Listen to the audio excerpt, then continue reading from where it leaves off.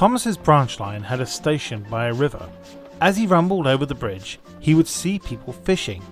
Sometimes they stood quietly by their lines, sometimes they were actually jerking fish out the water. Thomas often wanted to stay and watch, but his driver said, "No. What would the Fat Controller say if we were late?" Thomas thought it would be lovely to stop by the river. "I should like to go fishing," he said to himself longingly. Every time he met another engine, he would say, "I want to fish." They all answered, "Engines don't go fishing." "Silly stick in the muds," he would snort impatiently. Thomas generally had to take in water at the station by the river. One day he stopped as usual and his fireman put the pipe for the water tower in his tank. Then he turned the tap, but it was out of order and no water came. "Bother," said Thomas, "I'm thirsty." "Never mind," said his driver, "we'll get some water from the river." They found a bucket and some rope and went to the bridge. Then the driver let the bucket down to the water. The bucket was old and had 5 holes, so they had to fill it up, pull it up, and empty it into Thomas's tank as quickly as they could. "There's a hole in my bucket, dear Liza," sang the fireman.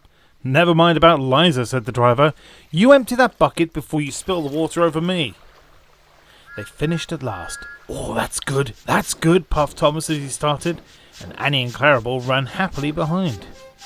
They puffed along the valley and were in the tunnel when Thomas began to feel a pain in his boiler, while steam hissed from its safety valve in an alarming way. "There's too much steam," said his driver, and his fireman opened up the tap in the feed pipe to let more water into the boiler, but none came. "Oh dear," groaned Thomas, I'm going to burst!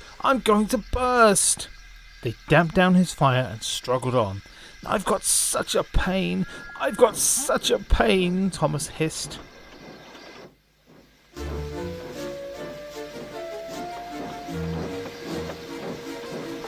Just outside the last station, they stopped, uncoupled Annie and Clarabel, and ran Thomas, who was still hissing fit to burst, on a siding right out of the way.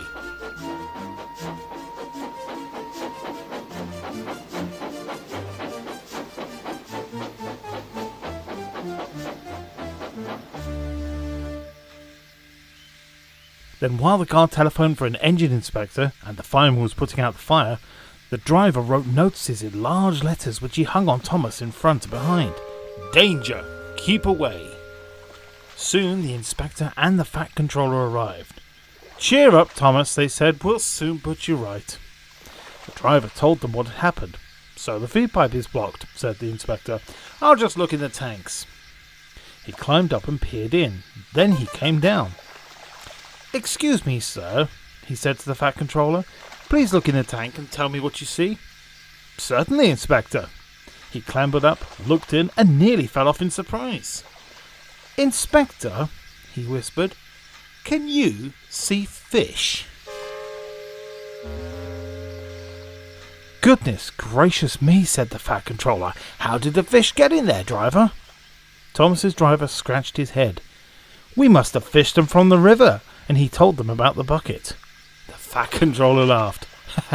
"Well, Thomas, so you and your driver have been fishing, but fish don't suit you. We must get them out." So the driver and the fireman fetched rods and nets, and they all took turns at fishing in Thomas's tank, while the Fat Controller told them how to do it. When they had caught all the fish, the station master gave them some potatoes, the driver borrowed a frying pan, while the fireman made a fire beside the line and did all the cooking. Then they had a lovely picnic supper of fish and chips. That was good," said the Fat Controller as he finished his share. "But fish don't suit you, Thomas, so you mustn't do it again." "No, sir, I won't," said Thomas sadly. "Engines don't go fishing. It's too uncomfortable."